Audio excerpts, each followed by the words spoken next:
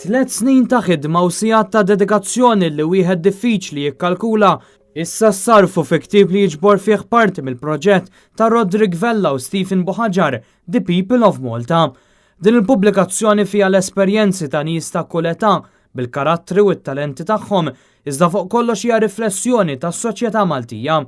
Kollox beda minn paġna fuq Facebook li ġib l-istess isem li matul iż-żmien kibret għall-udjenza ta' aktar minn 62,000 persuna li jsegwu l-paġna b'mod regolari u li laħqet il-qofol tagħha f'dan il-ktieb ta' aktar minn 250 paġna li fihom jispikkaw ritratti mill-isbaħ u artistiċi kif jispjega Roderick Vella.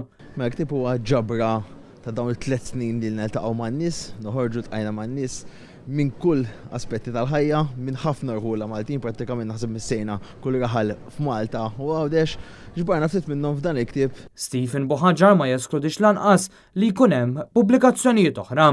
Tant kemm hemm materjal li iva jista' jkun hemm il-lok li fil-futur konna t-tieni volum ta' The People of Malta. The People of Malta huwa garanzija li għalkemm uħud mill-protagonisti huma ta' età avvanzata jew diġà ħallewna warahom se jħallu legat u dak li taw lil pajjiżna mhuwiex se jintilef.